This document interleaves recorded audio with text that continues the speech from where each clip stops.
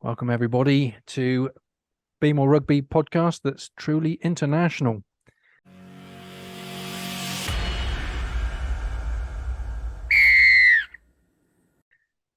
First of all, Leigh, welcome back. How are you? Yeah, very well. Thanks, James. Nice to see you. I'm still struggling from the weekend, unfortunately. The older you get, the longer it takes to recover from a little game of rugby. But yeah, I can smell the deep heat from here, Leigh. And we have Brendan Meany with us from across the water from the USA in Chicago. Brendan, how are you? I'm fantastic. Thank you very much for having me on. It's an honor. No problems at all. Looking forward to getting into chatting. Just we'll come on to it shortly, but Brendan is a doctor of sport and performance psychology, and played and coached rugby around the world, which we'll come on to. But first things first, as you all are aware now, we'll have a bit of a warm up and chat some rugby. And seeing as we've got a friend from across the water, Leigh was keen to talk about the USA and where they go, seeing as they didn't qualify for the World Cup. Yeah, it's an interesting sort of situation. I think that that they probably find themselves in.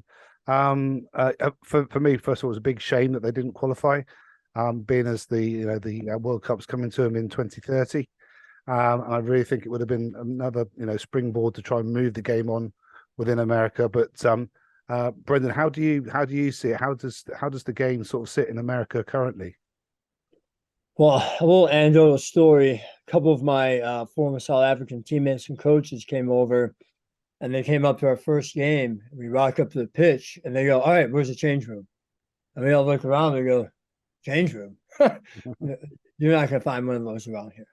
So you can even just tell how the establishment and the foothold in rugby of the clubhouse and the pitch and it being a place where people gather in a lot of places around the world is not really like that here.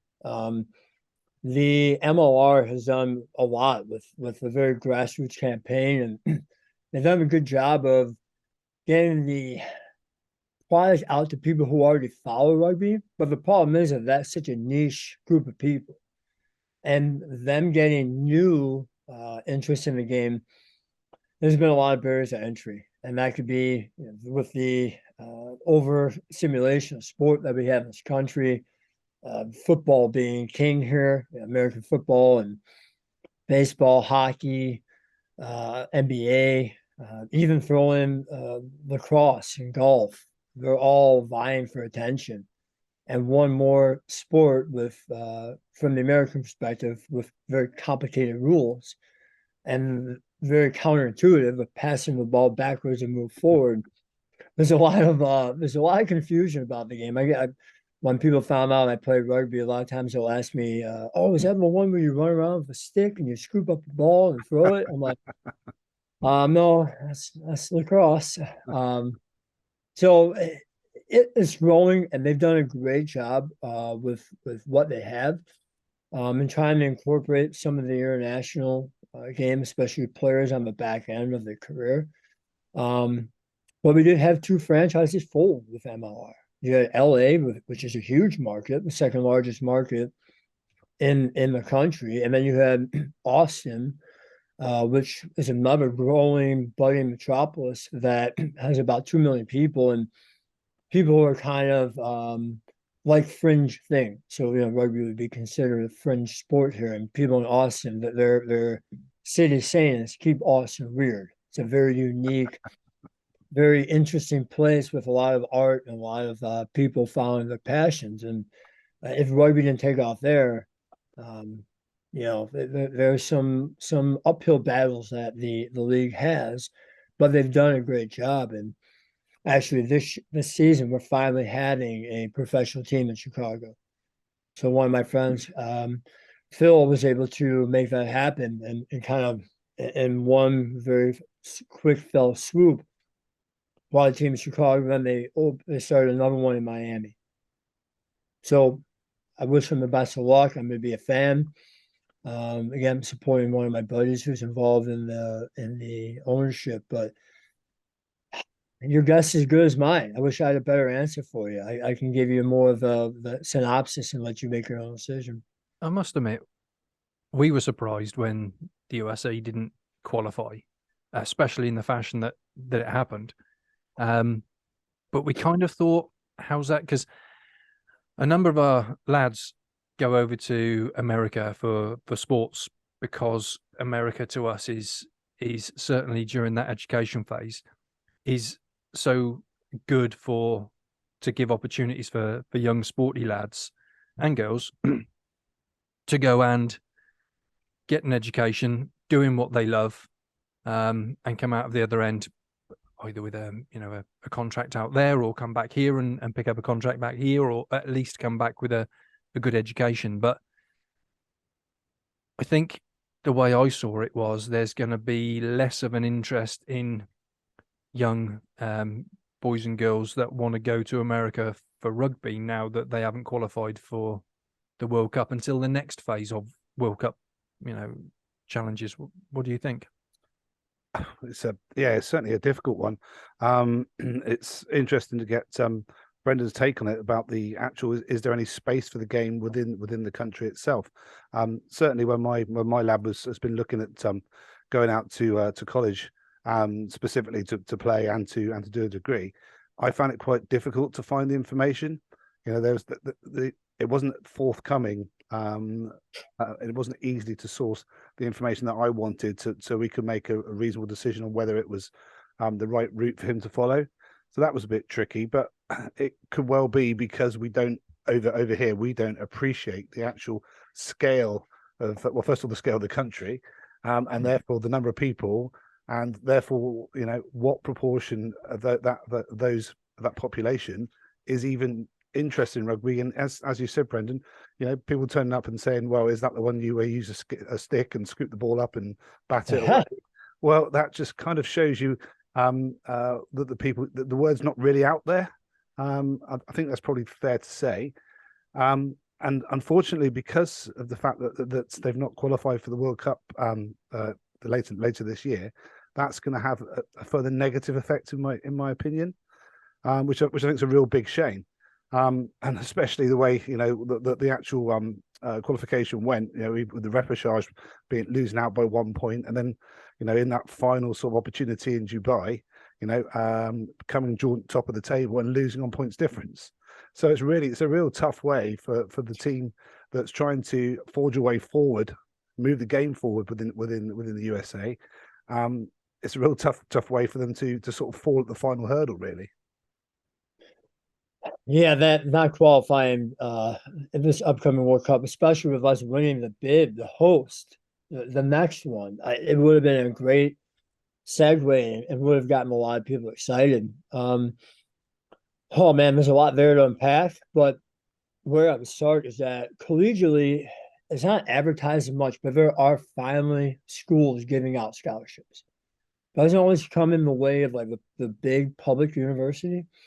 Some of the more private universities are finding ways that they're using rugby to not only increase their international students, who generally that has funded a lot of our university systems, not necessarily from the UK, but around the world. So they found a way to kind of use that as their own little recruiting tool. And they're finding more success in the sevens game. And I feel like I don't like it. I never played sevens. I was never been invited to even be part of a roster on sevens. So I think the only time I played sevens was at the Belizean jail when we played a sevens game against the prisoners, which is a whole nother story to tell you later. But I think the sevens game is not what I'm into, but I think most Americans are going to bridge the gap with the amount of games that they have, how frequently they're played, having the tour go around the world, and the colleges really seem to pick up and boost their sevens exposure and their programs as of late. It seems like the 15s game is still kind of stuck in that. I don't want to call it amateur, but more in the intramural that travels and plays other teams type of realm. So there is growth happening in the collegiate game, which will then, in turn, hopefully transfer into the professional game. That's kind of our model that we follow here with American football. As James knows, him and I spoke in our initial meeting about how big college football is, and it was almost bigger or as big as pro with the amount of games. And I think if you follow that model and that proven track record, that might feed into the professional game a little bit more. You know, we had the 2020 combine for MLR not too long ago. I think that kind of hype and that excitement and having more events and getting more local people involved in it, I think that's what's really going to help grow the game. Unfortunately, USA's model was to look to the outside to try and think that they're going to bring over Manu Natu. They brought over, I think the Beast had a tour in America, and then who was a big, the number 12 from, was it Amé Duzatois from France? They brought over, and some of the more higher salaries that they paid for that didn't really resonate with the American people. I think when it becomes more of a homegrown thing and they finally commit to that, I think they're going to see that pay its dividends, and people are going to get excited about local people going off and doing great things in the sport. So, I think you're right. You were saying about the sevens being more popular out there. I think that, apologies for that noise. The sevens being more popular in the USA seems to sit more with that American sporting, lots of short bursts of energy, then a little bit of a sit back rather than the 15s. But yeah, I think, but also it's an easier version to understand. You know, it is what it is. There's a lot more space on the pitch, so we don't get that many rucks or that many infringements, shall we say, in sevens. And what we do get is dealt with by the referee really, really quickly. So the game's a lot faster flowing. So yeah, I can understand why that would be the case. But yeah, so I'm sevens, you know, over here is for me was always the thing we did at the end of the season when we were completely tired, our body was broken, and the sun came out, and you thought, well, okay, now a big good idea to go and play some sevens, you know. And then you realise after the second minute that you really shouldn't be doing that. Yeah, well, especially if you're a number 8, or a former blindside flanker, you realize really quick that there's a reason why your invitation got lost in the mail. That's absolutely right. Yeah, but and I think you're right. I think the palatability of it and the ability to understand the game as it moves faster in sevens, which is less convoluted. I think for me, it takes away a lot of the strategy out of it that I really, really love. I love the complicated defenses. I love watching a 1-3-1. I love watching a 2-4-2 defense. I love seeing how teams are using the 12 as a second fly half for bringing that 15 in the line where you don't really get that parity. But realistically, for the common fan or the new fan, they get lost in the wash a lot. And the sevens game seems to be the path forward as begrudgingly as I just want to see rugby grow here and be an outlet, an alternative for people who might not fit in other sports, because as we are going to talk about later, rugby's for everyone. And the lesson that you learn from the game, opposed to some of the other ways that American sport has been traditionally taught, I know it was a revolution in my life, and I really hope that other people get to experience the beauty of that game. That's cool. I was going to wrap up our warm-up by getting some predictions on the Six Nations results this weekend, but I think the only prediction we're after is whether the England-Wales game actually goes ahead, or whether Wales really are in the position where they're going to strike a major international, which, as I understand, will cost the Welsh Rugby Union £9 million Yeah. if they don't play the game. And I don't know how that's going to help. If they got no money now, how's costing them £9 million going to? How? I don't know. I feel for them. I really feel for the players. I really feel for the whole system, to be honest with you, because it seems a little bit of dare I say, fuck up. I think that's a fair summary. Yeah. Yeah. I think the problem is they just need to look at the number of regions they've got in Wales, the number of regions they're funding, and therefore the number of players.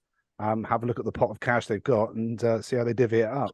And it just doesn't seem to work. I think that probably one of the regions has got to disappear, and that or maybe be absorbed by one of the others. And then that cash then gets divvied up between the 3 that are remaining. You know, when you've only got a finite amount of money, you can't increase it there's no way you can do that unless everyone's prepared to take a pay cut, or So that's interesting though, because we're talking about the international players potentially striking over the deal that they got. But if that does come to a point where there's just not the cash for all of the regions to survive, and one has to go or two of them have to merge, then that just means that the casualties are moving further down the pay scale, surely, because the ones that are making up the teams while the internationals aren't there, well, they're the ones then that are going to lose their position, surely. I think evidently the players at the lower levels are going to have to take a hit. Something's got to happen there, and then I suppose it's then more important to understand what are the, I call it, demands of the star players.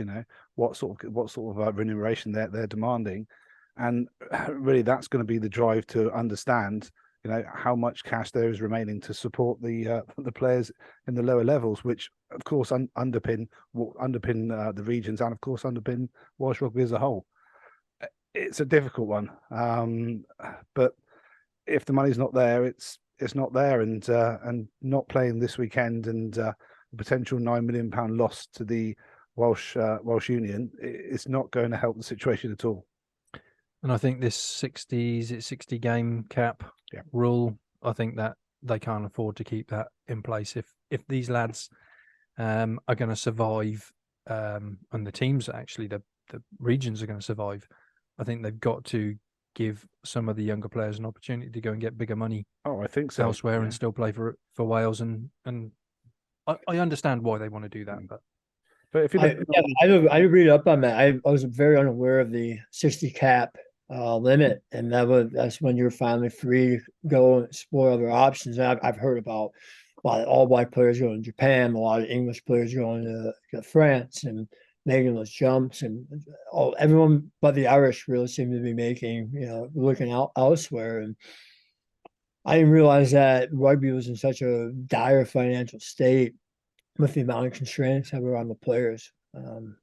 James brought that up to me in our conversation. I had to go and read up more on that, and that's quite a predicament when you have players who there's clearly the money isn't there, but the administration maybe there's some sort of solution in the middle, and how you look out for player well-being and allow them to pursue opportunities while still preserving the greater good of their football union, the rugby football union. Yeah, it's difficult when when you're looking at a professional player. If you say their career at the top level could probably span, say, 10 years as an average. You do get props, particularly in some of the backs as well. Get away with look at Mike Brown, he's come back again, hasn't he? Yeah, at the weekend, at 37, I think he is now. Yeah. Which is great to see, by the way. So after I'll come back at the weekend, James. Yeah. What can I say?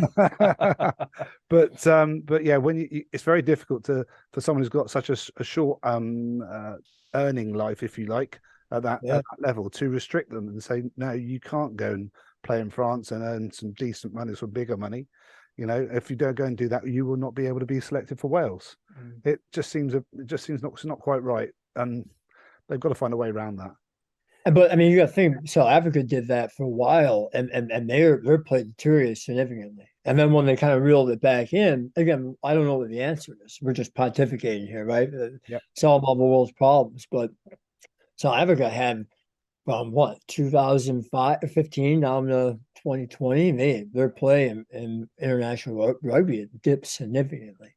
And just being on the outside looking in, what they've done with Six Nations, what they've done with the autumn internationals and the summer internationals, like that's when I come alive. Like I've loved the competitiveness and the parity between those teams. And how do you allow players to go and play halfway around the world and then show up for a 2-week tour or a 3-week tour and expect to be competitive when ultimately what we're the World Cup event is such a pedestal.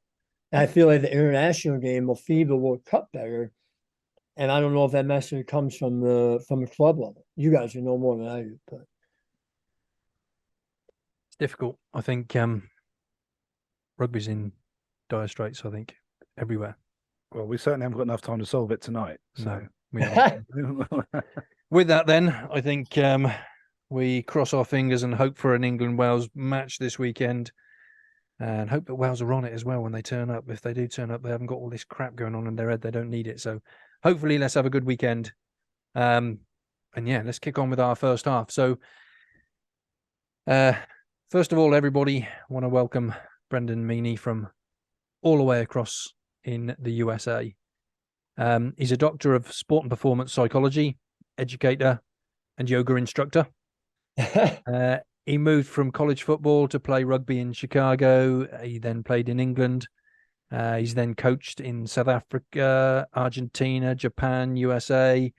Head coach of Belize rugby team for a while. For a cup of coffee. For a cup of coffee. There you go. And what can I say? Great to have you on, especially as the psychology of the sport for us is so important to understand just how it helps people. So really looking forward to getting into conversations on that as well. But we'll start our first half off with where did it all start for you, rugby? Like meeting my wife, it happened on accident. I met my wife at a Bears game. I was in line for a beer at halftime. She came walking up the stairs, said, "Hey, you, can I buy you a beer?" And I got a free ticket to the game. Didn't even want to go. I was hoping before my friend came to my house. I used to live right by Soldier Field. That 7:55 is supposed to be over at 8. I'm like, maybe he won't show up. Maybe I don't have to go today. It was a late night the night before, and thankfully I showed up at the game. Thankfully, I randomly bumped into my wife, and now we have a 15-month-old child and a house and all that stuff. So you'll never know where the world will take you. But I was playing a flag football tournament. I was done playing college football. I was playing a flag football tournament, and there's some rugby guys there. I just started talking to them, and it's almost pathetic. But after college, especially being on such a tight-knit team for 5 years, through the ups and downs of early adulthood, for the first time in my life, I found myself without a team. I didn't know what to do. I wasn't part of something bigger than me. I wasn't working for a common goal with people throughout the week and having that cathartic release on the weekend. And they asked me to play, and I said, sure, I'll give it a go. And then I got around that kind of like-minded environment that had a lot of elements of football. There's a lot of crossover from American football, but it was a different culture and different community that I hadn't really experienced before. I had guys on my team from New Zealand. I had guys on my team from Ireland, England, and other parts of Chicago, and some guys who played from different parts in college at different levels. And I was just like, what? I got around this group of people, and I'm like, what have I been missing? Well, why did I love American football and the relationships I built and experiences I had, but I got involved in rugby, and I'm kind of like, wow, I really regret not doing this most of my life. And So how old were you then when you found rugby? I was probably about 23. So I played football from 10 years old. I was you got the big helmet and a little body running around and bumping into people and not touching the ball. I played running back in high school eventually, but I was a bigger kid growing up, as you can imagine, playing number 8, and there was weight limit, so I always had to play with bigger people, older people. I was a 4th grader playing with 8th graders, so the age difference would be a 10-year-old playing with a 14-year-old. So, I got whipped around a little bit, which taught me a lot. But I mean, most of my life playing American football, I didn't touch the ball. So then when I kind of get involved in rugby and everybody's moving the ball around, and no matter where you play, you're a eligible receiver. Like between that and the culture and the transferable skills, I'm like, man, I don't. Sometimes you don't realize that you're not in love until you meet your new love, and that's kind of how it went. And all my attention, all my focus went into rugby. And even now, like I'll put some American football on the background and we'll gather for the game, but I don't really watch it, to be honest with you. The only thing I really watch intently is international rugby. Because college football is is a high level, it's a high standard. Oh, And I know when I was younger, I used to watch a lot sort of late in the night, early hours of the morning, college football, and it's big crowds at college football. oh yeah. So how did that affect you then, suddenly not being part of that? So, and let me be clear, I didn't play at Ohio State. I played at Division II school, one level below that. So we played high level football, and there was really, really, really good players. A select few of them would get a shot in the NFL, but even most of Michigan's roster or Alabama or Auburn, some of these people are playing in front of 80 to 100,000 people. They don't go on to play professionally. The and that was when I went and played in the UK. They're all asking me like, well, "Why are you playing rugby?" I go, "Oh, because I like it." They go, "Why don't you play American football in professional?" I was like, "Well, I wasn't good enough." And they're like, "What do you mean?" And I kind of explained to them how difficult it really is to get that level. And then I started going through the tiers of college and letting them know that I played mid-tier college football. We were really good for our tier, but there were guys above me who were all world athletes. And it's kind of difficult for other people to understand that after you play college football, there's no recreational or American football clubs that you could really go and play at. You play, if you're a high school football player, you played your senior year, and it's a very emotional thing because you are saying goodbye to the sport. You will probably never Does that put on. completely finish then, Brendan?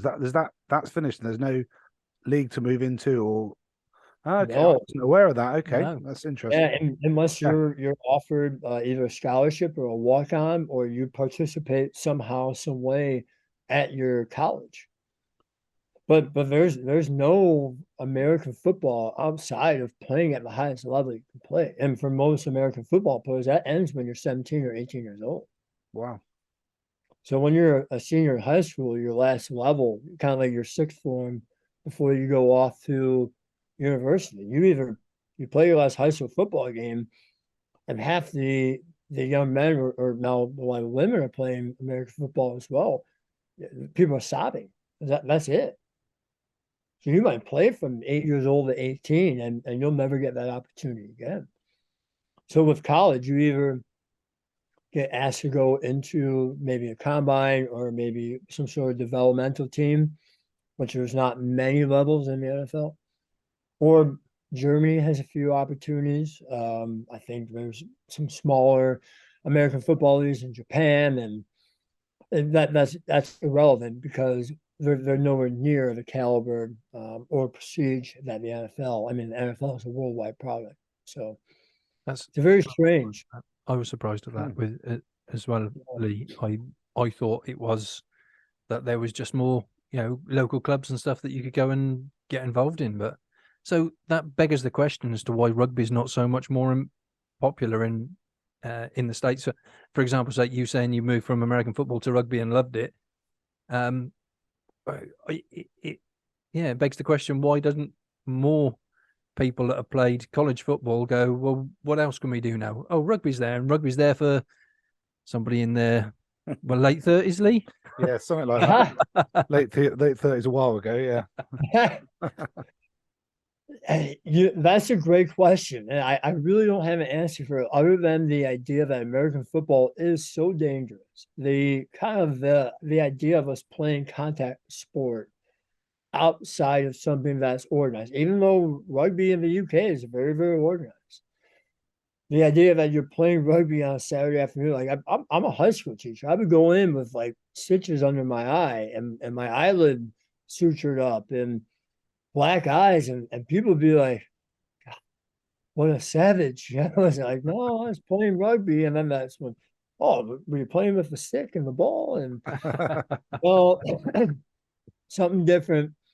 I'll send them a YouTube link after that, but yeah, I really don't have an answer for it other than that we just have this belief that you play to the highest level that you can, and then you move the more intramural sports that are not dangerous to contact, like softball or intramural basketball or park rec basketball or a lot of people might play intramural soccer or whatever it might be, and then you go to some league that just kind of hosts you on one night of the week. And you go play like over by Lakeshore Drive, or you play in a park in Chicago. And yeah, for whatever reason, we abandoned some of the more contact sport. And what people don't realize, yeah, if you're number 8, you're a prop, you're involved in a lot, you're involved in a lot of contact. But a lot of people don't understand that rugby, you're not allowed to be hit, tackled if you don't have the ball. So people think, I would say, oh, rugby is football without pads. I'm like, not really, because when that ball is snapped, I can run at Leigh or I can run at James, and it doesn't matter if I'm allowed to or not, or if that's part of a play. It's really snap. It's chaos. Where rugby has a lot more laws to protect the ball carrier and protect people on the field. So we get those wires crossed all the time. I don't know why. So tell us because you came over to the UK and you played in rugby in the UK for a while. Was that before you moved into the coaching side of things? Yeah. I played in Norwich. And anybody I tell in the UK that I played in Norwich, I lived in Norwich, I was like, why the heck did you go to Norwich? But I love it. Like that is my second home. Not only was it an incredibly influential experience, and changed a lot of things for me, and we can get into that later, but the people I met there and the way I was embraced in the club straight away, and the way I changed as a human being in so many ways. That was the most pivotal point in my life when I could look back, and I was the old Brendan moved to the UK, and then a new Brendan came home. And I still wasn't fully developed the person I am today, and I have a long way to go. We all do, right? We're all perfectly imperfect, but that was the first time I really started to develop a better relationship with myself, as well as a better relationship with sport, a healthier relationship with sport, and understanding how insignificant I am in the world when you go and live in a different culture, and you have all these eye-opening experiences when you end up with egg on your face for making mistakes of saying the wrong thing or going the wrong way on the train or getting lost in town. And but I love that experience. It was so near and dear to my heart, and the people I met and some of my friends I'm still in contact with now, and my wife and I go back to UK as recent as 2019. So I think I've been back to Norwich probably 5 times. Probably most people visit Norwich once and or never. But I keep I've never got there yet, mate, unfortunately. But it is on my list. So Well, Leigh, I can tell you that the winters are remarkably mild, and there's nothing like going into Norwich, hanging out for a couple of days, and then going to Great Yarmouth and getting some mushy peas on the pier. I might be the only American outside of some of our allied soldiers who have done that in the last 50 years. But Do you not have mushy peas in the States? Is there not a excuse thing? me? Mushy peas don't exist in the States. No, oh no, I know that you would don't be do baked beans on toast. I know that much. no. We definitely don't do that either. Mushy peas is left off the list. Shut me. I like them. I love them. I think I eat a lot of like I'll put brown sauce and a lot of stuff, and London pub, and I have a lot of unique tendencies from my time over there. But yeah, I really love the people and my friends I still talk to regularly. And unfortunately, the person who brought me over there, who was a president of the club at the time, and I call my English father, Chris Gillen, passed away last summer, and that was a very difficult time for me, just by the bond that him and his wife Christine took me under the wing, and another guy named Peter Walsh, who I'd be remiss if I did not mention, the way they loved me like a son. I actually credit them in my dissertation for helping me become the man I am today. So it's just a huge part of my life, and I reflect fondly on it, whether people want to go to Norwich or not. But I miss it all the time. So where did you go from when you came over to the UK? You played rugby, went straight back to the States. Is that then when you decided to get involved in the coaching? Shortly after that, I played for 3 or 4 more years after that in the States, and then I got more into coaching. my body after college football and a lot of rugby was just worn down. I think I played until I was about 29 or 30. And then I said, enough is enough. My nose, I have a fake nose, and we're gonna get all my weird weird things that happen. You haven't got yours yet, have I you, was Leigh? going to say snap. Actually, that's what I was going to say. Yeah, when we had my mother-in-law was really wondering what our daughter's nose is gonna look like. She said, "Oh, I hope it looks like your nose." I go, "Well, this isn't really my nose. This is manufactured from breaking it so many times playing rugby and everything." So I finally got my nose fixed, and I kind of said, "Well, I'm moving more into the coaching realm." And I got going with coaching in Chicago, and then it was just really I'm kind of like a serial self-improver, and I'm always I the best challenges I ever set were the ones for myself. So I kind of went off on this quest of how do I learn as much as I can about rugby from as many different people and many different perspectives. I didn't know a ton about rugby when I played it, especially when I stopped playing it and when I got more into coaching. But I realized really quick that all these different regions of the world play rugby in a different way. I thought, all right, if I can get a sample of that or be in that environment, just a fly on the wall for a little bit of time, maybe I can kind of make my own brand and kind of develop not only my own style of coaching, but my own way of approaching the game where I can blend some of the American ideals and principles of sport with this more open and inclusive and worldwide concept that a lot of them don't really understand.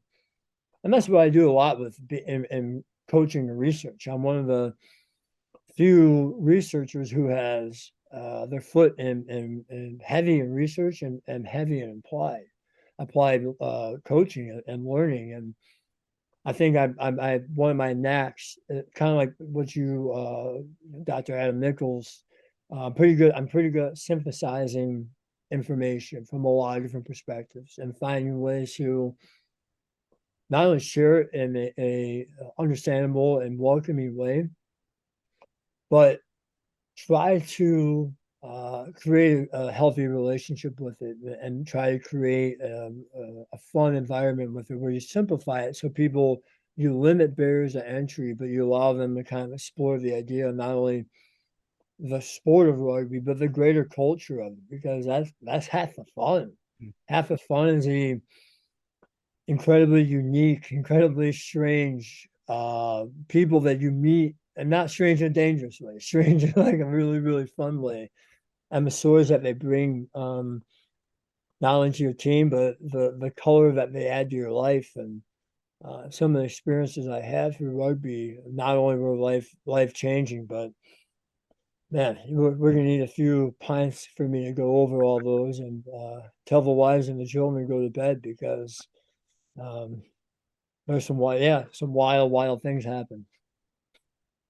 So your doctorate in sport and performance psychology, is that something that you always had in mind to go into when you were going through college?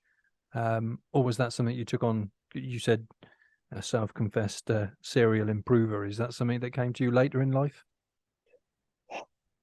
I've always wanted to get to that level. I always wanted to get a doctoral degree in something. And then I found a perfect program that blended the sports psychology with more of an educational background. So I can go more in educational administration, which I don't necessarily have a lot of interest in doing, or I can move more into the leadership component, applied practice, and using sports psychology to help not only create intrinsic motivation for individuals, but help kind of consult or create environments that allow people to be the best version of themselves. And I kind of fell into this program when I was in Belize. I had a lot of time on my hands when I wasn't coaching. And I kind of started thinking like, I was at a meeting at one of the universities it was a sport university, and there's all these doctors of sport and performance psychology from all over the Caribbean. So I'm thinking, well, that sounds like a really cool thing. How do I get involved in that? And I did a lot of that research from Belize. And after I finished my master's, I always knew I wanted to go on to the next level, but I didn't know what.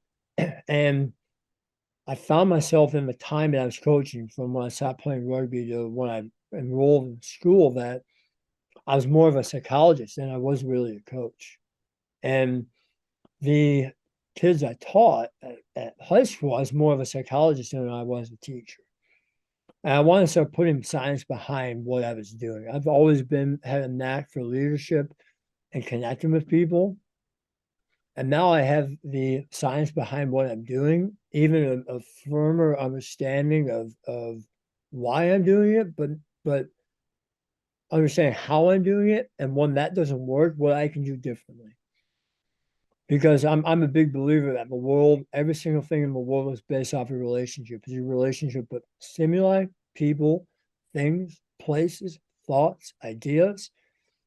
And how do we create a healthy relationship or a positive relationship with that stimuli to help you be the best version of you? And what I share with a lot of people is, between every stimulus and response, there's a gap. And your cognition, your actions, your behavior, your demeanor, your psychosocial projection in the world, the way you interpret it, that gap, to me, is what the happiest and most well-adjusted and the most successful people find to navigate most efficiently. So I try to help people do that, because I know in my life I haven't always done that very well. And reflecting back on my life and the people who helped me, they didn't maybe know exactly what they were doing or have a science or the neuroscience behind it and the psychology behind it, but they've always helped me manage that gap most efficiently. I really love that, because I'm no psychologist, just a builder as far as education goes.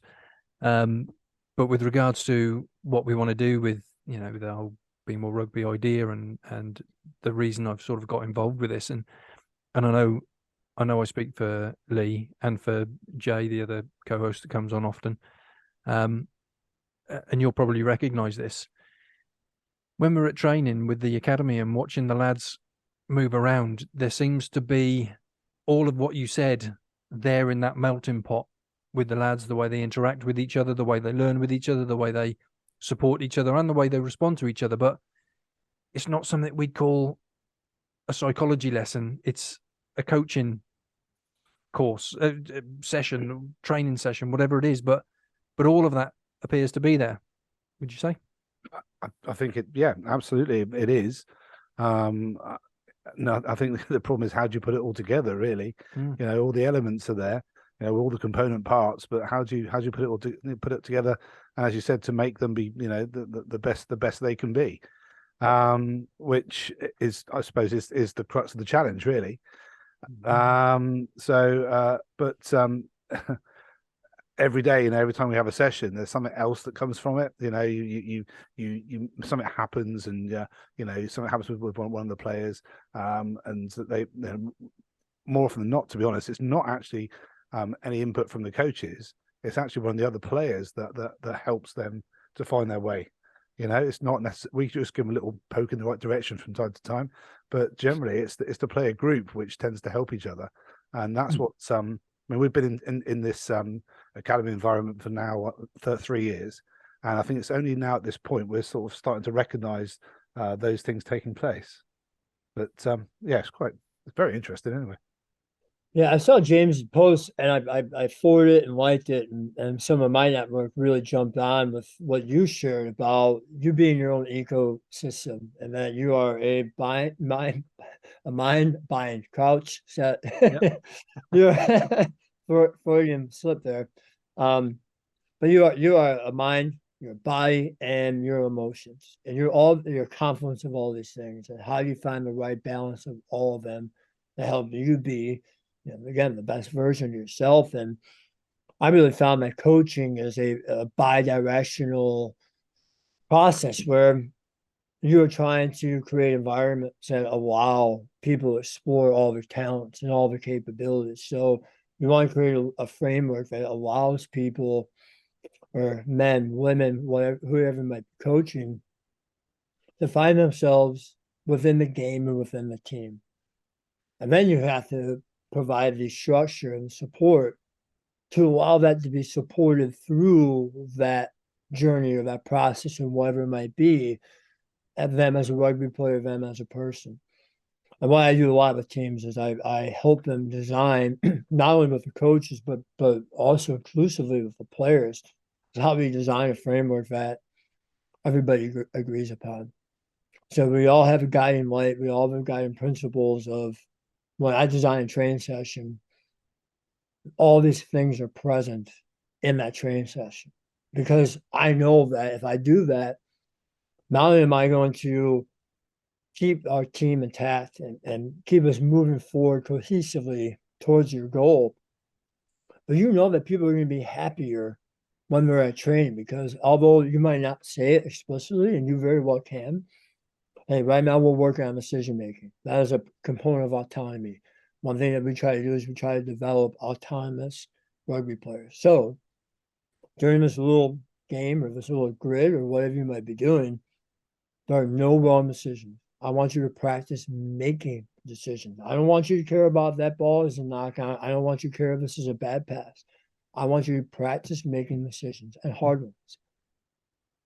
And how you replicate that stress of the game and bringing that back to a core principle or a core value or whatever it might be within your club that they signed up for because they had a meeting or they had some sort of group chat or whatever your way of communicating is.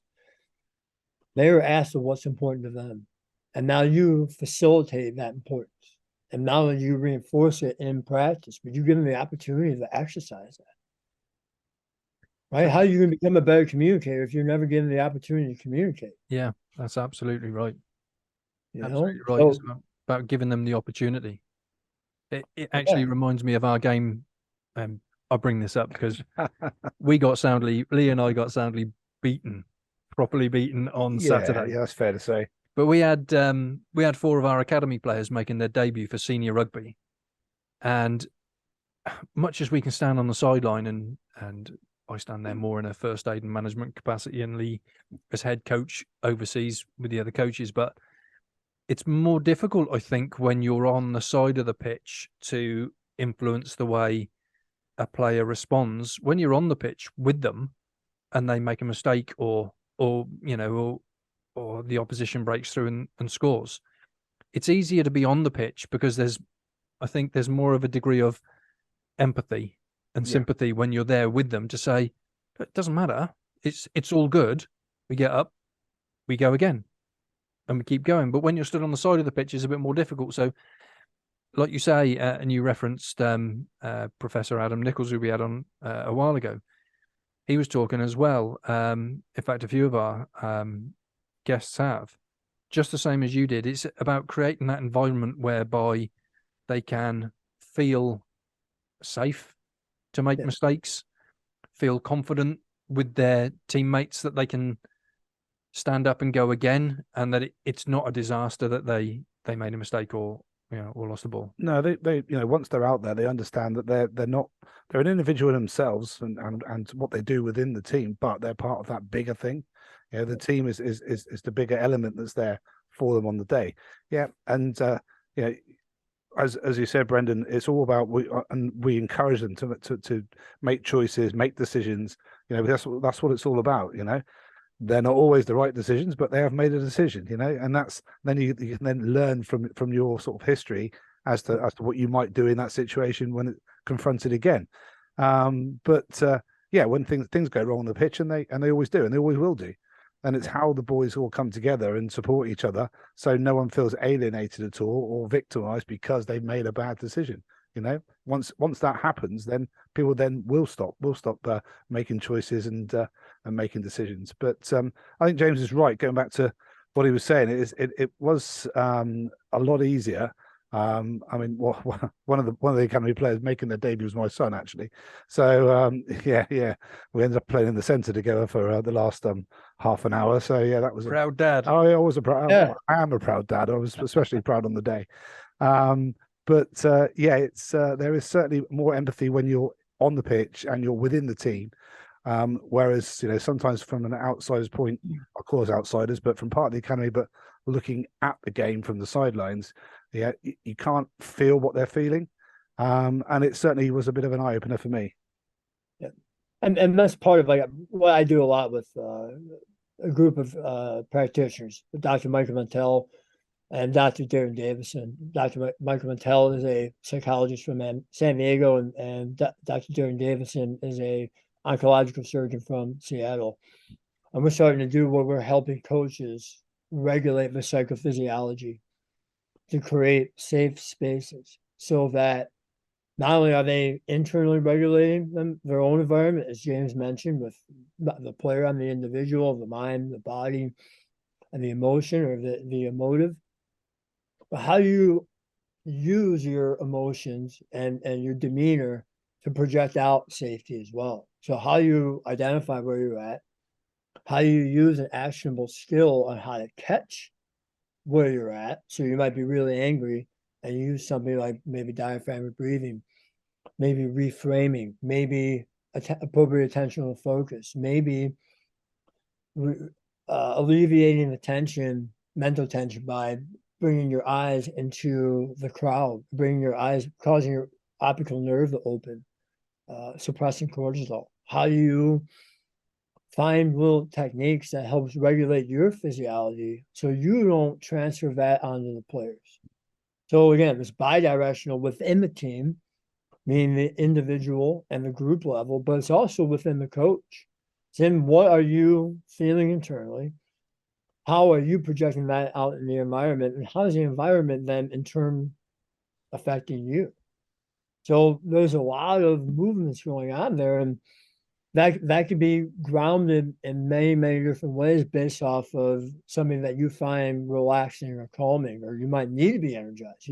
Something bad might have happened. You might find your way of grounding yourself by pretending like you're throwing that out in the trash, or maybe making a mark on your hand saying, all right, that's one thing I don't have to think about ever again. And whatever is unique to you. You know, football players have the reset button on their tape.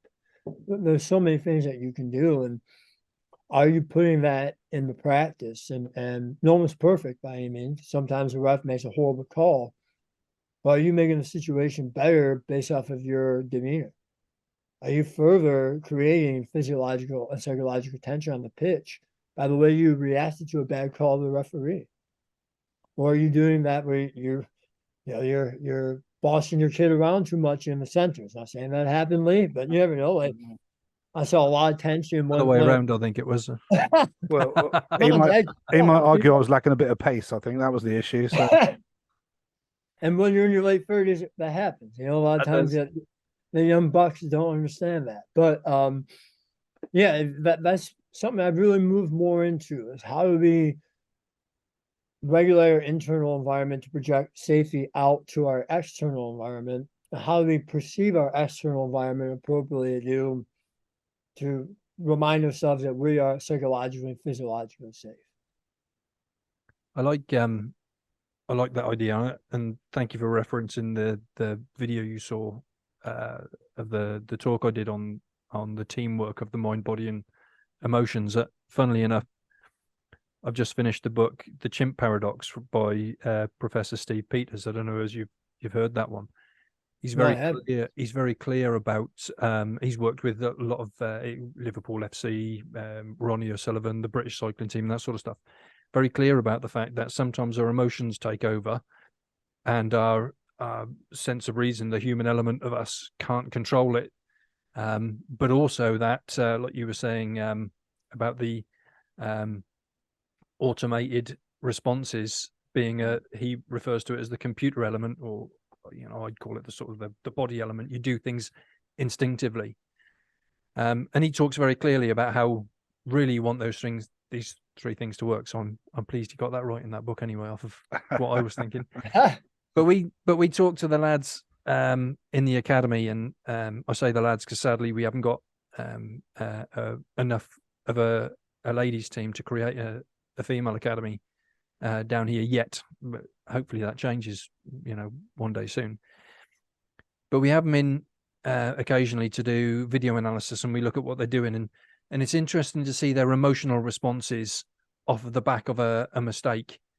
And I suppose this ties back to the reason I first got a passion to do something like the Be More Rugby podcast and wrote my book is because although I can't explain it as eloquently as yourself, you're too kind with that adjective. My wife would say something very different.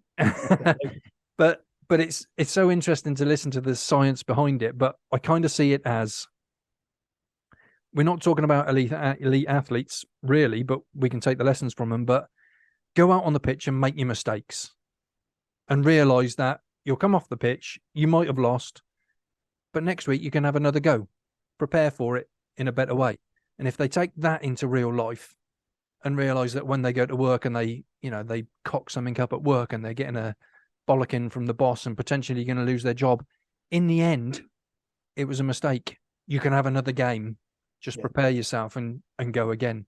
It's never the end of the world, but sometimes in real life it feels like it. And if you haven't learned that occasionally you're going to knock on, or occasionally you're going to miss the tackle, or occasionally you're not going to perform, then you can cope with things so much better. Yeah, one of the most soothing lines from rugby is unlucky. Yeah, you hear that all over the pitch. Unlucky, mate. Unlucky. Someone taps you on the butt, and you again that reset. All right, it was unlucky. I missed the ball. I rarely do that. So one of the times it happens, how I move forward. And really what I do is I help people, not only on the micro level, but on the macro level, move along the continuum of achievement. And that was way different for everybody. My idea of achievement and success is different than yours, different than Leigh's, different than some of my teammates, some of my family members. That was different for everybody. So how do we create fluid environments by minimizing as much friction as we possibly can? And that comes from careful planning and dialogue with your team and creating environments that are psychologically safe. And we talk about making decisions, right? As part of a paper where I was the statistician for, and the student looked at how psychological safety influences creativity. And they found that psychological safety mediated humble leadership. So humble leadership alone did not increase creativity. Only when psychological safety was there, the creativity increased. And I don't know all about Champagne rugby and the history of the sport. I mean, I got more in around the late 2000s, right around 2009, 2008, probably have it earliest. But the game has evolved a lot, and it's requiring player decision-making, player safety, that how do I find the best solution to this unique problem that I haven't faced before, I might not ever face again? And when you have a humble leader and you pair that up with psychological safety, creativity increases exponentially. So their willingness to take a risk or make a unique play or do something that they haven't done before will increase exponentially. Then the only thing that increased creativity was shared knowledge. So not only from the shared knowledge of the coaching staff going back and forth, but shared knowledge in between the membership. So we're even talking about kind of culture, right? Maybe you and the players design culture together. You design your core principles, or collectively you design your coaching philosophy based around what your players want. Okay. Well, they're the ones who have to carry out that part of the membership. So you can be this wonderful genius and you can come up with all these great ideas, but if the people aren't willing to do it or carry it out, or you're not creating the environment to allow them to do that, then you're spinning your wheels, and you did all this for nothing. So that's why I like to share with people that psychological safety and a growth mindset, they're predicated upon each other. But that will only happen when you have a humble leader, and then that will then in turn lead to more risk taking and people having a better relationship with failure, because we all fail. No one's perfect. And how do you keep moving forward from those failures, opposed to creating amotivating environments or stagnating, or the worst result, quitting and giving up? I think in rugby, you see those creative players. We liken them to the those players that are playing right on the very edge, that it's mostly genius, but occasionally completely reckless. And there's such that fine line between, wow, look at that, I can't believe that come off, what an amazing play, to why the hell were they doing that? It's just ridiculous. Just play the simple ball. But I think you're right. If there's that opportunity for them to try it, that's when genius is going to happen. Yeah, I think that's correct. And just thinking about the game, Brendan, you said you sort of were into the game about 2008, that sort of time. Just thinking about going back quite a lot further than that, actually.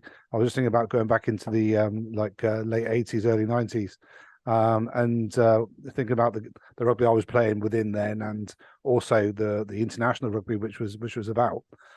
On the pitch generally, international rugby level, you'd have probably 3 decision makers. You know, everyone else just did their job. Then there was these 3 players that changed things, made things different. You know, created opportunity. And now we're in a situation where particularly what we're trying to do down here, but I believe this is also where the international game's going. It's going to a place where we want everyone on that pitch to be a decision maker. You know, what can you do? What can you bring to this game? You know, what's special about you? You know, and that's quite a big. I've only just thought there's only something you said that just made me think of it, but I think that's quite a big step within a 30-year period. You know, to go from like a fifth of the team to the whole of the team, in my opinion. Well, think about what a headache that is for the problem of the All Blacks is you're getting hit from everywhere, right? Is it easier to prepare for 3 decision makers or 15 of them?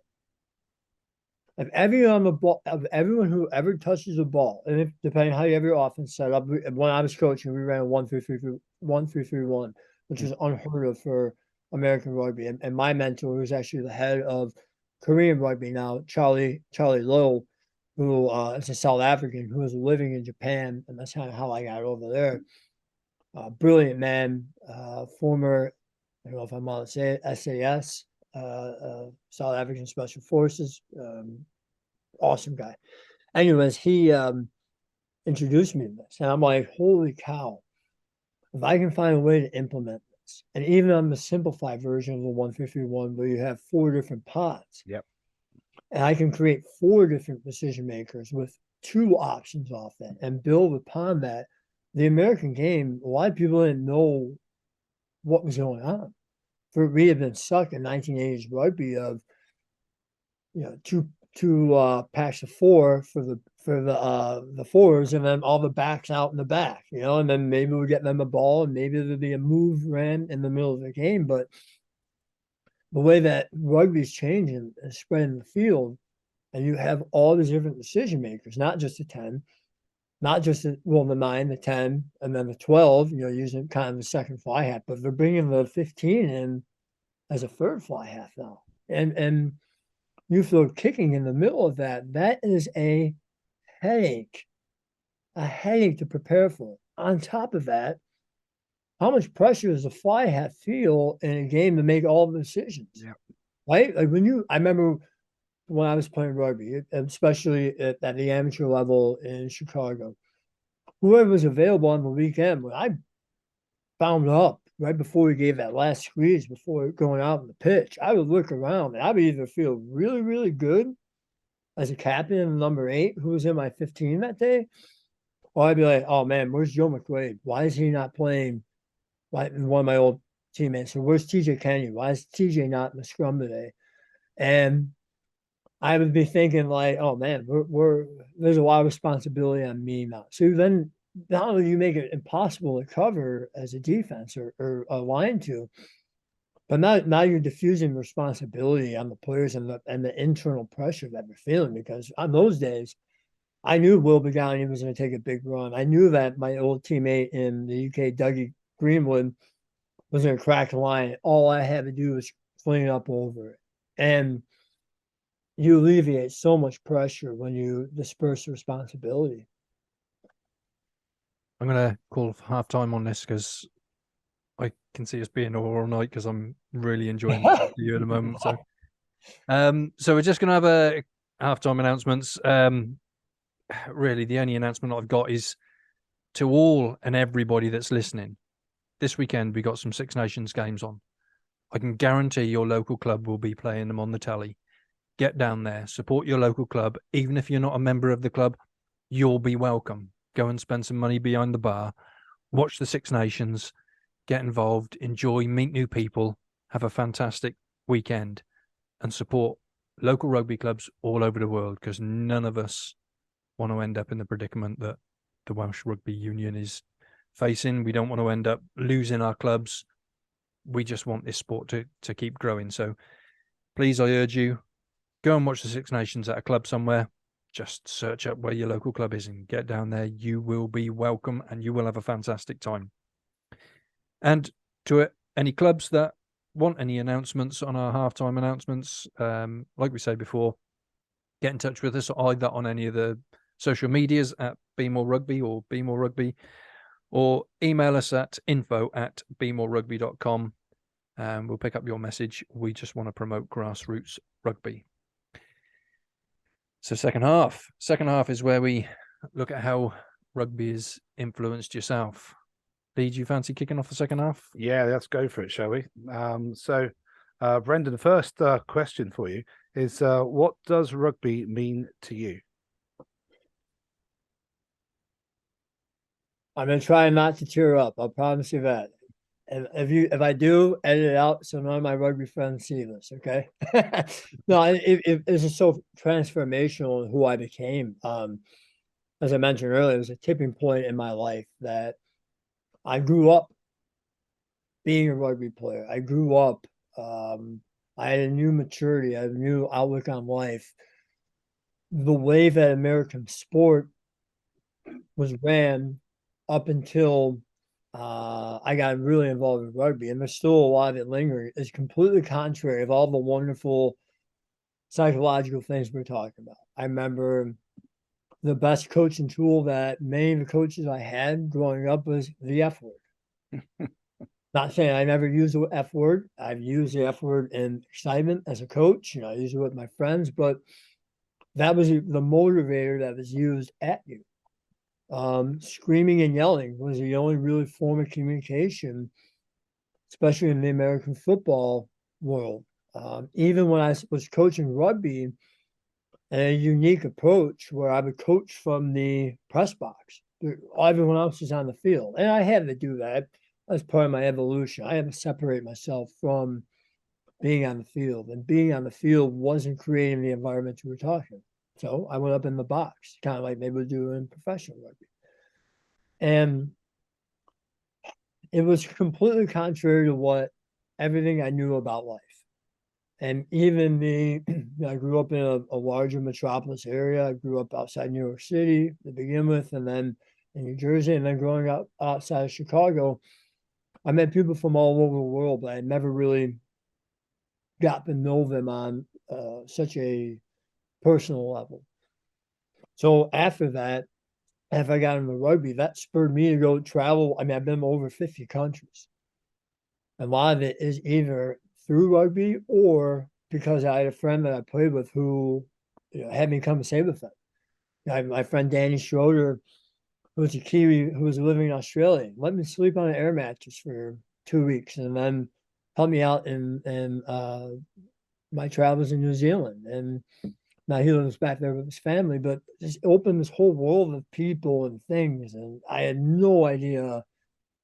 I almost felt like Jim Carrey from the movie Truman Show. When he finally gets to the edge of the earth, he's like, what do you mean this has all been, there's a whole other world out there. So that was kind of such an eye-opening experience for me.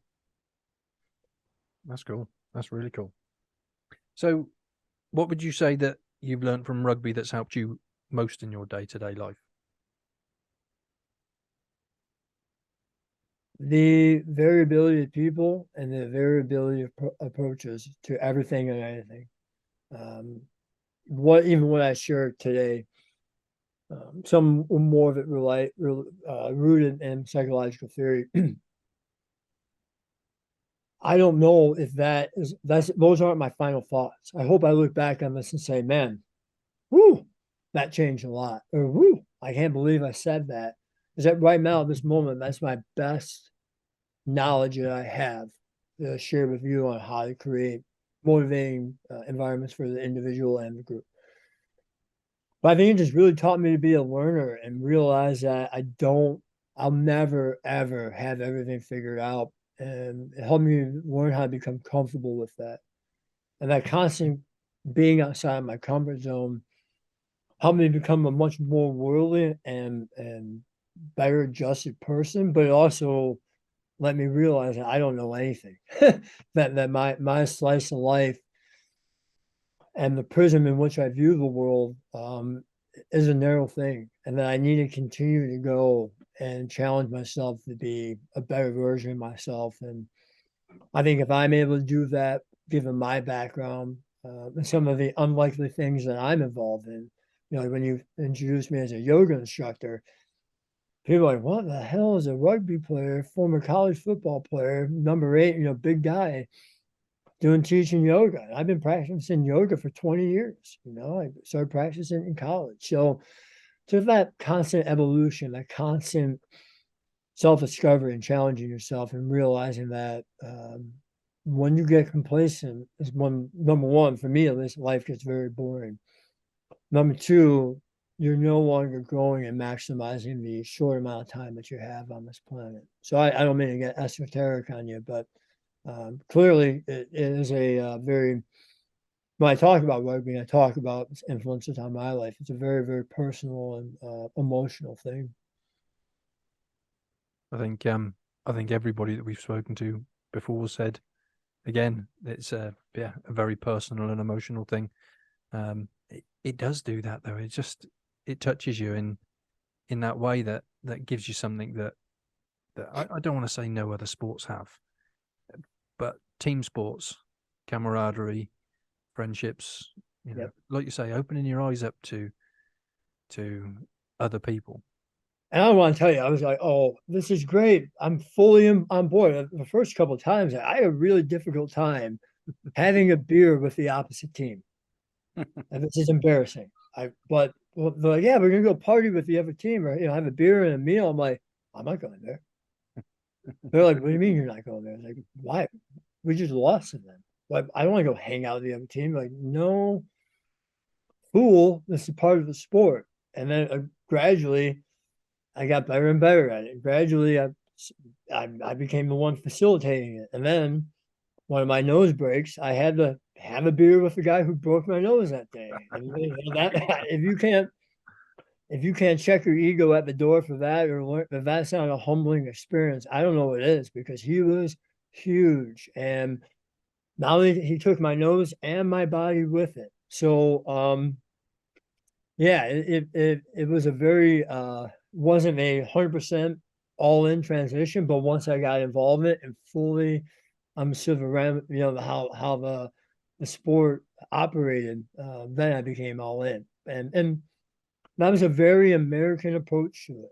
Coming out of the 80s with Bobby Knight, and some of those coaches were famous for Bear Bryant and Bo Schembechler, where they ran it almost as a military organization. A lot of that was still lingering and permeating through who I was. When you villainize the other team and they're your adversary, you talk about them in unscrupulous ways all week, and dehumanizing them and saying all this horrible stuff. And I apologize for doing that. It's very embarrassing, but it was an education. I can't stress that enough to you. I remember being on the sideline when we hadn't long set the academy up. We had a new lad come in and joined, hadn't played much rugby. Lovely, great big lad. And we were away to Winchester. Going there this weekend. Yeah. And Winchester scored against us. Fantastic try. And I started applauding and just saying, fantastic, what a try. And he grabbed me by the arm and said, what are you doing? You're applauding them. They're the opposition. Like, that was a fantastic try. And it needed applauding. Simple as that. And that's what we do. And very quickly, he got on board with that. And yeah, it just does. It does give you that. And I'm surprised that's not in American football, though. Well, I think it is. I think it's just particular to rugby, to be honest. You know, the fact that we're able to appreciate what the opposition do and appreciate the opposition scoring against us, you know, and appreciate the opposition, you know, beating our bodies up for 80 minutes and then having a beer with them. Well, we had a lot afterwards. of appreciation the Yeah, weekend, didn't we? massive appreciation. Yeah, yeah. But you know, the fact that you can do that, I don't think there is any other sport like it, and it is incredibly alien to people coming into it for the first time. You know, Yes. you just don't understand. You can't understand the concept. But if you're prepared to immerse yourself in it and give it the time, you know, and sort of take down all your preconceived ideals, yeah, it gives you so much more back. And you even think about it at a foundational level, like we're talking about players being their best selves, placing their attention appropriately. If you're villainizing the opposition all week and you're holding that grudge, I'm very big on where your attention goes and where your energy flows. That's from Dr. Daniel Siegel, pretty prominent neuroscience and psychiatrist. But think about how much energy you spend hating the other team. I can't believe the amount of time that I put into that, the emotion that went pouring in that, opposed to maybe watching more game film. I'm talking from a football, American football perspective. But what if I actually, instead of sitting there thinking about the game, what if I did more yoga, or what if I would have done something to help calm my body so that I'm eating healthier, or I'm drinking more water, or you insert anything in there. The amount of pressure that adds to what you're doing because you villainize the other team, this is counterintuitive. And it's infused in the sport of rugby for the benevolence and the beauty of the game. But from an optimal functioning standpoint, think about how detrimental that is. So you walk around every day, you know, having that, some of those agitated neurochemicals, thinking about the team you're playing on the weekend and thinking about them in a certain way, speaking about them a certain way, and you know, finally having that release on Saturday. That's so interesting. Often people walk down the street and you look at them coming towards you, and you almost find yourself in a bit of a battle as to who's going to step sideways out of their way on the we call it pavement. What do you call it? Sidewalk, you call it. Yeah, there's almost that danger of always having that idea that there's an enemy rather than just somebody else. And yeah, a lot of tension, neurochemicals to say, that are floating around. And you know what happens just because you're not in the right mindset to go, yeah, you know, we're out here for some fun.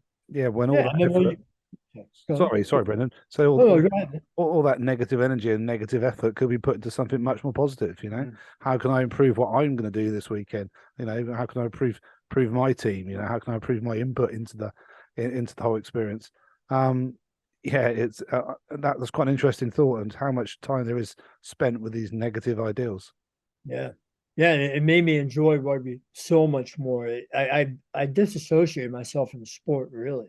I wanted to win. I wanted to do well. I was very excited before it came, not only somatically but psychologically.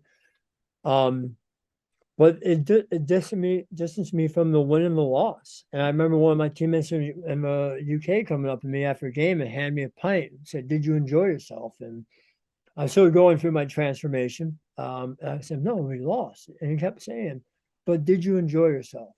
And then finally, after him, like, what I thought was berating and him just trying to get the probably the best emotionally healthy answer, I finally maybe it was just more pints, Brendan. yeah, of course I'm enjoying myself, right? Yeah, the fifth, I was always best at the third half, but anyways, I finally convinced myself that yes, I really did enjoy myself. It wasn't the result that we had and that we wanted, but you know, this is how it worked out, and I was lucky to be there. I'm lucky to be here. I really enjoyed myself, and it's just that cognitive behavior therapy that comes with changing your cognition, changing the way you think. I think we need that for the academy lads as well, just to get them in that enjoying it moment. I mean, at the weekend we were destroyed, and we were probably 5 tries down with no response, and you could see their heads going down. And all I found myself doing was turn to them and going, "You having fun? Come on, let's get back out there. Yeah, they might have scored, but let's go again. enjoy it. Yeah, then it started raining. It was getting darker, slightly colder. I kept Everyone picking was you up off having the fun. floor. You kept picking me up. Yeah, we're all having fun. It was. It was great. Yeah, it was good fun. Should we move on to our next question then? Is that me? Where am I? Oh, right. Yes. Yeah, Brendan, next question. What do you hope people get from rugby to help them with their daily lives?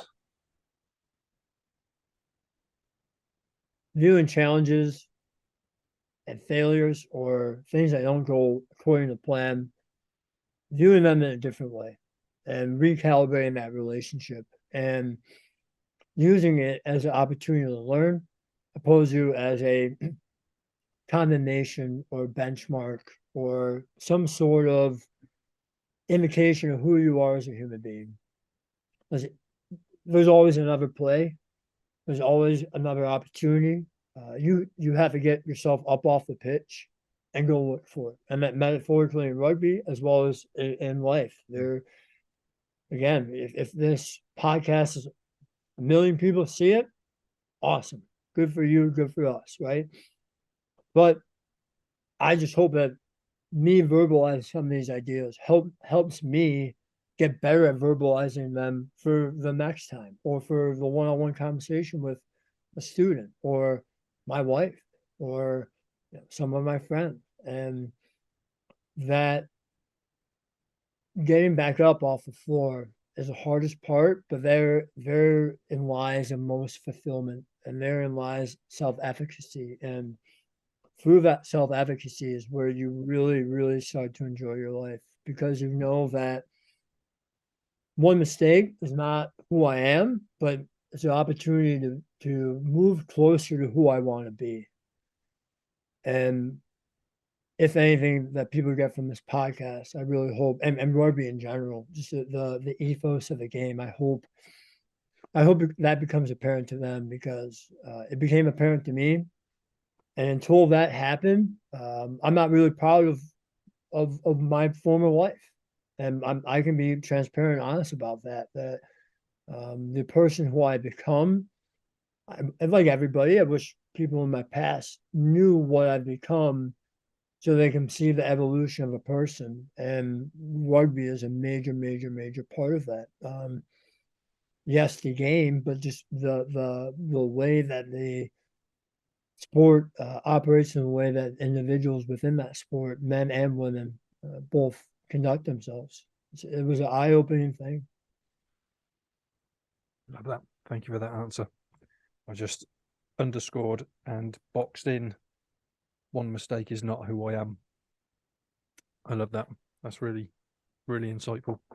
Well, that becomes a turning point for a lot of people, and even in my own personal life, at some points I define myself by my own mistake, right? I've defined myself by certain experiences, good or bad, and even you're allowed to apply that to new things in your life. If you go and win the championship, that's great.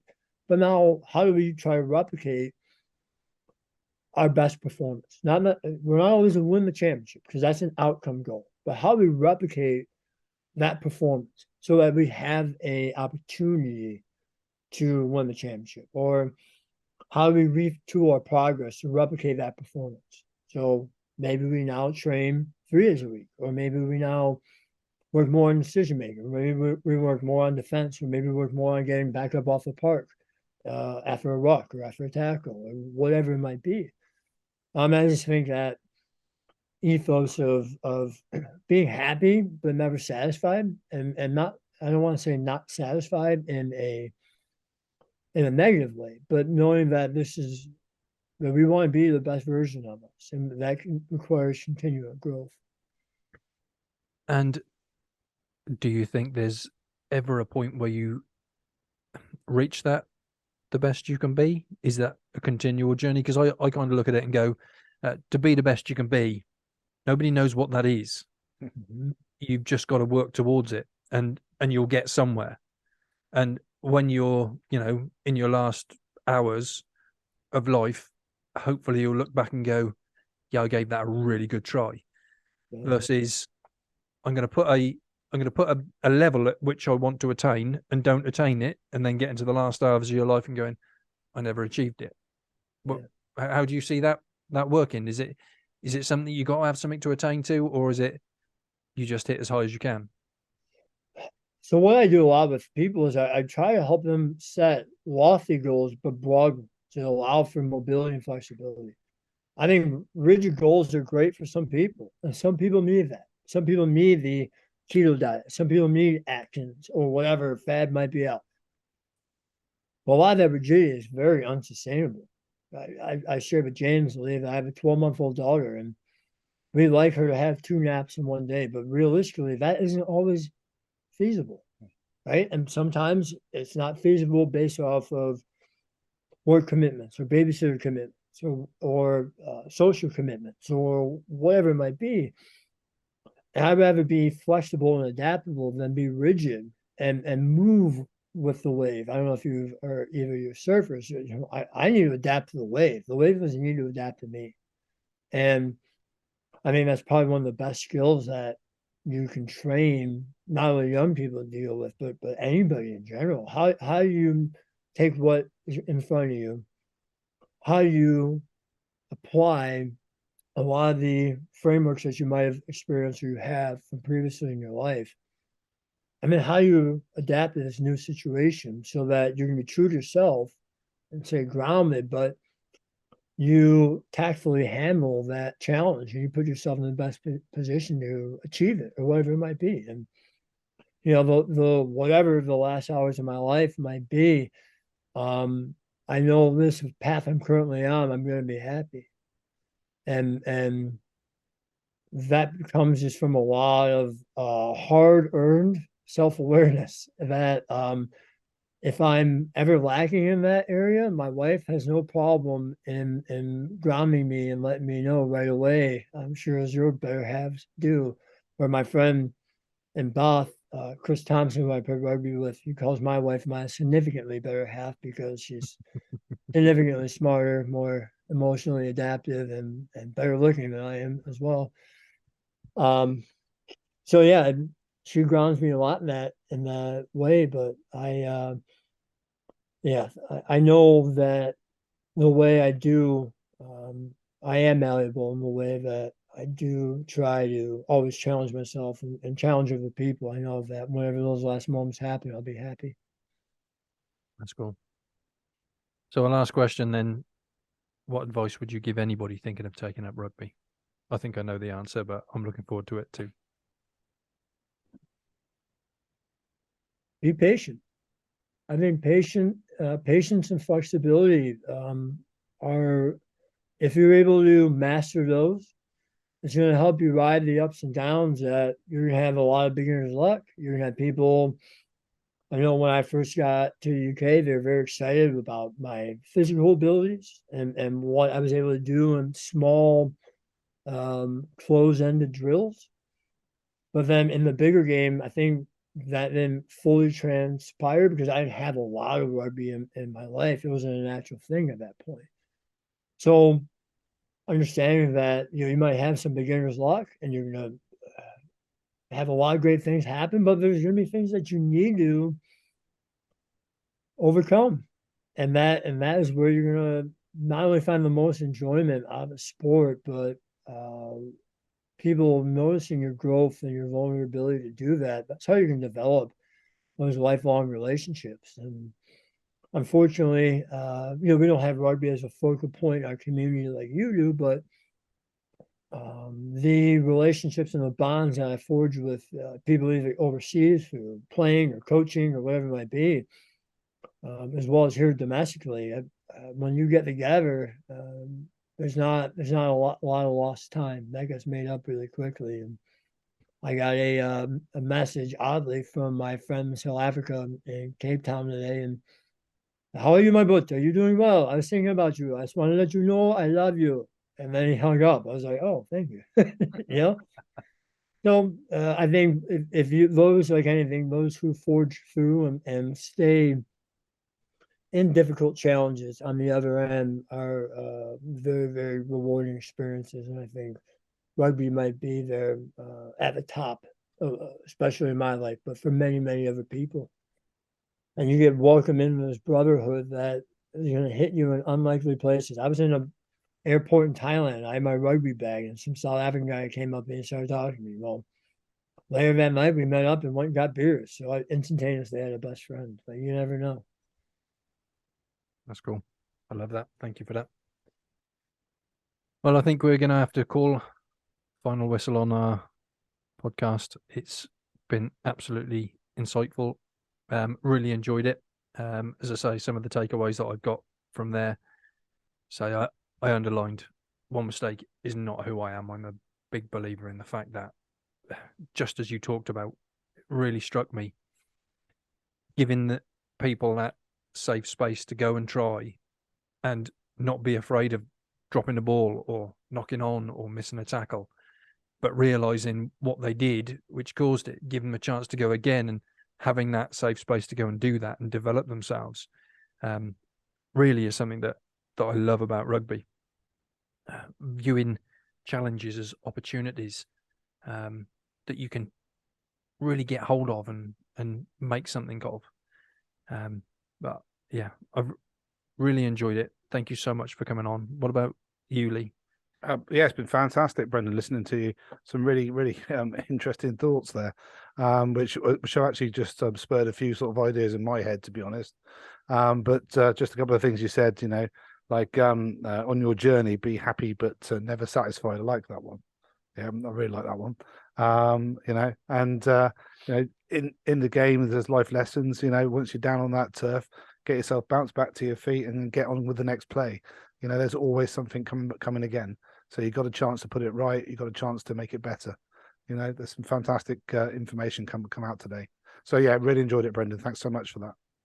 And thank you very much, number one, for having me on, as well as giving the emotional and background side of rugby that a lot of people don't necessarily have the opportunity of the platform to share that with in an elongated form.